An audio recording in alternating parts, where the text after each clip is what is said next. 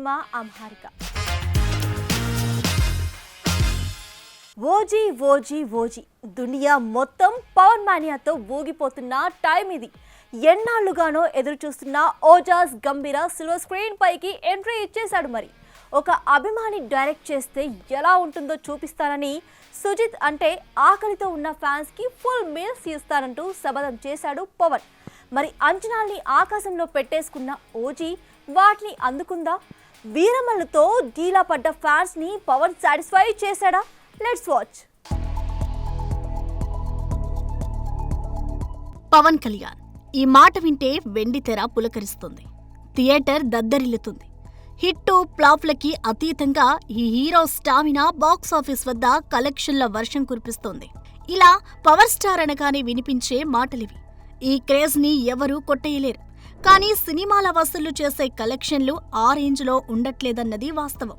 ఈ మధ్య వచ్చిన వీరమల్లు ఇది ప్రూవ్ చేసింది. మరి మాకు కావాల్సింది అది కాదు అంటూ ఓజీపై పెట్టుకున్న డై హార్డ్ ఫ్యాన్స్ ఆశల్ని పవన్ తీర్చాడా లేదా చూసేద్దాం. కథ విషయానికి వస్తే 1980s సత్యదాదా బొంబాయిలో ఒక పోర్ట్ నడుపుతూ ఉంటాడు. అయితే ఆ పోర్టులో ఒక RDX కంటైనర్ మిస్ అయిందన్న నేపథ్యంలో ఒకప్పటి సత్యదాదా పార్ట్నర్ కొడుకు ఓమి రంగంలోకి దిగి సత్యకుమారుడిని చంపిస్తాడు. అప్పటికే సత్య దాదాకి దూరమై అజ్ఞాతంలో తన భార్య కణ్మణితో ఓజస్ గంభీర రహస్య జీవితం గడుపుతూ ఉంటాడు.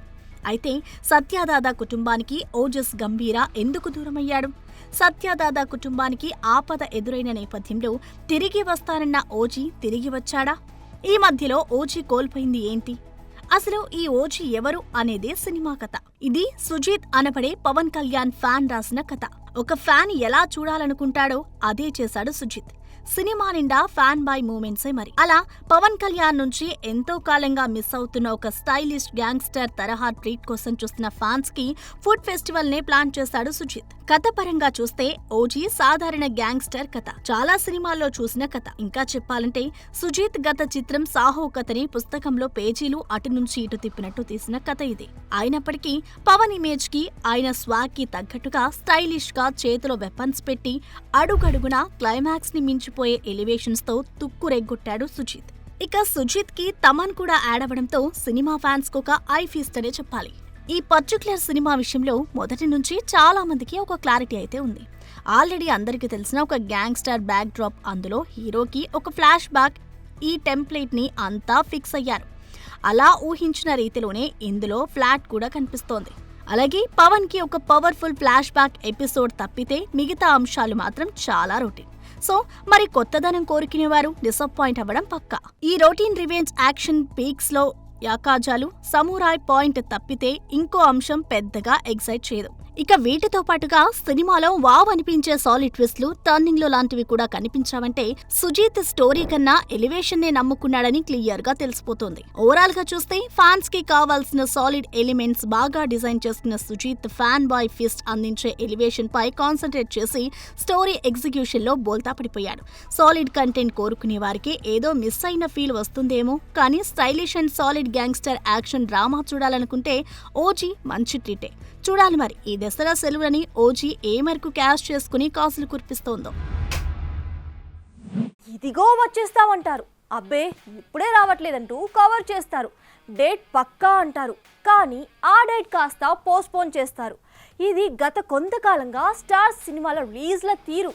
అయితే అవన్నీ అప్పుడంటూ ఇదిగో మరోసారి ఇలా సాలిడ్ డేట్ ని అనౌన్స్ చేసేశారు ఈ బడా స్టార్స్. మరి ఇప్పుడైనా వస్తారా లేక ఎప్పట్లాగే వెనక్కి వెళ్తారా? ఇప్పటికే ఓజీతో పాటే బరిలోకి దిగాల్సిన అఖండ 2 షూట్ డీలేతో పోస్ట్ పోన్ చేసుకుని డిసెంబర్ 5పై ఖర్చు వేసుకుంది. ఇక బాలయ్య, బోయపాటీలు కూడా ఈసారి తగ్గేదే లేదంటూ డేట్ పై కాన్ఫిడెంట్ గా ఉన్నారు. అయితే ఇప్పటికే ఇలాంటివి చాలా చూసాంలే అన్నట్టుగా ఆడియన్స్ ఎవరు ఆశలు పెట్టుకున్నట్టుగా కనిపించడం లేదు. దీంతో ఇలా కాదంటూ పవన్ కళ్యాణ్ ఓజీ చిత్ర ప్రీమియర్ షోలో క్లారిటీ ఇచ్చేశాడు బాలయ్య. ఎట్టి పరిస్థితుల్లో డిసెంబర్ 5, 2025న ఈ high voltage action drama cinema వచ్చి తీరుతుందంటూ అఖండ 2 డేట్ అనౌన్స్ టీజర్ ను ఓజీ ప్రిన్స్ కు యాడ్ చేయడంతో అమ్మయ్య అంటూ రిలాక్స్ అయిపోతున్నారు నందమూరి ఫ్యాన్స్. ఇక జైలర్ తో 600 కోట్లని వెనకేసిన రజనీ కూడా జైలర్ 2 డేట్ ని పక్కా అనంటూ అనౌన్స్ చేసేశాడు.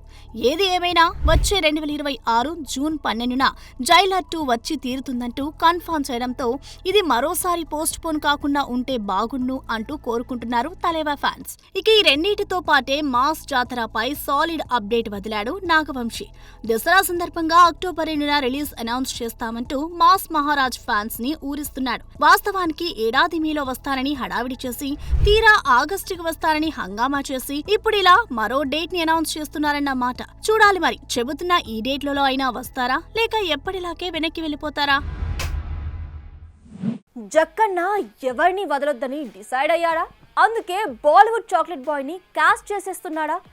SSMB 29కి మరింత స్టార్ పవర్ యాడ్ అవబోతోందా? అసలు మహేష్ తో స్క్రీన్ షేర్ చేసుకోబోతున్న ఆ స్టార్ కిడ్ ఎవరు? టాలీవుడ్ నుండి హాలీవుడ్ దాకా ఎవ్వరినీ వదిలేట్లేదు మన జక్కన్న. ప్రియాంక నుండి క్రిస్ హెమ్స్వర్త్ వరకు అందరినీ ఈ క్రేజీ ఫిలిం లో భాగం చేశాడన్న టాక్ ఇప్పటికే చక్కర్లు కొట్టేస్తోంది. అయితే ఇంతమందిని ఇంపోర్ట్ చేస్తున్నప్పుడు అతన్ని మాత్రం ఎందుకు వదలాలని ఫిక్స్ అయ్యాడో ఏమో. బాలీవుడ్ చాక్లెట్ బాయ్ రణ్బీర్ కపూర్ పై కూడా ఓ కన్నేశాడట. వాస్తవానికి మహేష్ బాబుకి నేను పెద్ద ఫ్యాన్ ని, అయినా సూపర్ స్టార్ అంటూ యానిమల్ ఈవెంట్ లో ఓపెన్ గానే చెప్పేశాడు రణ్బీర్. ఇప్పుడు ఇదే మాటని జక్కన్న సీరియస్ గా తీసుకుని SSMB 29 లో ఓ కీ రోల్ కి రణ్బీర్ ని కాస్ట్ చేశాడట. అయితే రామాయణ, యానిమల్ పార్క్ ఇలా వరుస సినిమాలని చేతిలో పెట్టుకుని దీనికి ఒప్పుకుంటాడా అంటే అనుమానమే. ఒకవేళ వినిపిస్తున్నట్టుగా ఇద్దరూ స్క్రీన్ పై కలిసి కనిపిస్తే మాత్రం ఫ్యాన్స్ కది ఐ ఫీస్టే. ఇక ఇప్పటికే కెన్యా షెడ్యూల్ కంప్లీట్ చేసుకుని వచ్చిన ఈ సినిమా రామోజీలో వారణాసి సెట్ లో షూట్ జరుపుకుంటుందని తెలిసిందే. ఏది ఏమైనా తన సినిమాని సూపర్ సక్సెస్ చేయడానికి జక్కన్న ఎన్ని పాటలైనా పడతాడు కాబట్టి రణ్బీర్ ని ఒప్పించినా ఆశ్చర్యం లేదు. చూడాలి ఈ నవంబర్లో సాలిడ్ ఆఫ్ డేట్ వదులుతానంటూ సిద్ధమవుతున్న జక్కన్న ఈ విషయంలో ఏమైనా క్లారిటీ ఇస్తాడో. ఇండస్ట్రీలో హిట్స్ కామన్, ఇక ఫ్లాప్స్ వెరీ కామన్. కానీ ఆ హిట్ సినిమానే నా సినిమాని ఫ్లాప్ చేసేసింది అని తెగ బాధపడిపోతున్నాడు ఈ బాలీవుడ్ వెస్టర్న్ యాక్టర్. ఆ ఒక్క సక్సెస్ నా కలల్ని చిదిమేసింది అంటూ తన సినిమా డిజాస్టర్ గూర్చి ఇలా మనసులోని మాటని చెప్పేస్తున్నాడు ఈ senior actor. Saiyaara, Tanvi the great రెండు ఒకే రోజున బాక్స్ ఆఫీస్ ని పలకరించాయి. సయారా సాలిడ్ టాక్ తో 500 కోట్లు కొల్లగొడితే తన్వి ది గ్రేట్ మాత్రం సోదిలో లేకుండా పోయింది. శుభాంగి దత్ చేసిన పర్ఫార్మెన్స్, అనిత్ వడ్డ రొమాన్స్ ముందు ఎందుకు పనికి రాకుండా పోయింది. దాదాపు 50 కోట్ల బడ్జెట్ తో వచ్చిన ఈ సినిమా పట్టుమని 10 కోట్లను కూడా వెనుకేసుకోలేకపోయింది. ఇప్పుడు అదే విషయాన్ని చెబుతూ 400 థియేటర్స్ లో తన్విని ఆడిస్తున్నా ప్రేక్షకులు ఒక ప్రేమ కథను చూసేందుకు సిద్ధంగా ఉండడంతో ఈయన ఎమోషనల్ డ్రామాకు దూరంగా ఉండిపోయారు. ఏడాది పాటు స్క్రిప్ట్, సంగీతం కోసం సంవత్సర కాలం అన్నీ వృధా అయిపోయాయి. ఒక హిట్ మూవీకి పోటీగా వెళ్లినప్పుడు పరిస్థితులు ఒక్కోసారి ఎంత దారుణంగా ఉంటాయో తన్వి ద్వారా తెలుసుకున్నానని వాపోయాడు డైరెక్టర్ అనుపమ్. మొదటిసారిగా 2002లో ఓం జై జగదీష్ అనే మల్టీ స్టారర్ తీసి ఫ్లాప్ ని మూటగట్టుకున్న అనుపమ్ దాదాపు 23 ఏళ్ల తర్వాత కూడా తన్వి ది గ్రేట్ తో అదే రిజల్ట్ ఫేస్ చేయడంతో సో సాడ్. నటుడిగా స్టార్ ఇమేజ్ సొంతం చేసుకున్న అనుపమ్ లేటెస్ట్ గా కార్తికేయ 2లో నటించాడు కూడా. ఏది ఏమైనా కమర్షియల్ సినిమాలకే కాసులు కురిపించే ఈ రోజుల్లో తన్వి ది గ్రేట్ లాంటి ఇన్స్పిరేషనల్ సినిమా తీయాలనుకోవడం అనుపమ్ చేసిన పెద్ద మిస్టేక్. అసలే అక్కడ ఉంది పవన్ తుఫాన్, పైపెచ్చు అక్కడ ఇక్కడ అన్న తేడా లేకుండా సాలిడ్ బుకింగ్స్ తో దుమ్ము లేపుతుంది. ఇంకేం ఆ దాటికి బాక్స్ ఆఫీస్ బద్దలవుతుందని ఫిక్స్ అయిపోయింది టాలీవుడ్. మరి మొదటి రోజు ఈ సినిమా కొల్లగొట్టే ఆ కలెక్షన్స్ రేంజ్ ఏంటో మనము ఓ లుక్కేద్దామా? పవన్ మానియా ఇప్పుడు దునియాని షేక్ చేస్తోంది. ఎప్పుడెప్పుడా అని ఎదురు చూస్తున్న ఓజీ మూవీ థియేటర్స్ లోకి వచ్చేసింది. దీంతో ప్రీమియర్స్ తో పాటు వరల్డ్ వైడ్ అడ్వాన్స్ బుకింగ్స్ ద్వారా ఓజీ ఫస్ట్ డే ఎంత వెనకేసిందో ఆరాలు తీస్తున్నారు ట్రేడ్ పండితులు. ఇప్పటికే అడ్వాన్స్ బుకింగ్స్ ద్వారా 75 కోట్లని పట్టేసిన పవన్ ఫస్ట్ డే బుకింగ్స్ ద్వారా మరో 75 కోట్లు వెనకేయొచ్చని తెలుస్తోంది. అంటే అన్నీ కలుపుకొని ఫస్ట్ డే వరల్డ్ వైడ్ గా దాదాపు 150 కోట్లన్నమాట. ఇప్పటి వరకు పవన్ కెరీర్ లో హైయెస్ట్ ఫస్ట్ డే కలెక్షన్స్ 70 కోట్లు. అది కూడా మొన్న వచ్చిన హరిహర వీరమల్లు తెచ్చింది. అంటే ఓజీ ఆ రికార్డును చెరిపేసి సరికొత్త హిస్టరీ క్రియేట్ చేయబోతుందన్నమాట. సుమారు 194 కోట్ల ప్రీ రిలీజ్ బిజినెస్ చేసుకున్న ఈ సినిమా సక్సెస్ కావాలంటే 200 కోట్ల షేర్, 350 నుంచి 400 కోట్ల గ్రాస్ రాబట్టాలి. కానీ బాక్సాఫీస్ వద్ద పవర్ స్టార్మ్ చూపిస్తున్న ఓజీ మరో 2 రోజుల్లో బ్రేక్ ఈవెన్ అవడం పెద్ద విషయమేమీ కాదు. ఇక లేటెస్ట్ గా ఈ సినిమా ఓవర్సీస్ ప్రీమియర్స్ లో 3 మిలియన్లు సాధించినట్లు మేకర్స్ పోస్ట్ వదలడం చూస్తూ ఉంటే ఓవర్సీస్ లో కూడా సరికొత్త రికార్డ్స్ ని కొట్టేలానే కనిపిస్తోంది. చూడాలి మిక్స్డ్ టాక్ తెచ్చుకున్న ఈ సినిమా దసరా సీజన్ ని ఎలా క్యాష్ చేసుకుంటుందో. ఇవి బిగ్ సినిమా అప్డేట్స్. మరిన్ని అప్డేట్స్ కోసం కీప్ వాచింగ్ బిగ్ టీవీ.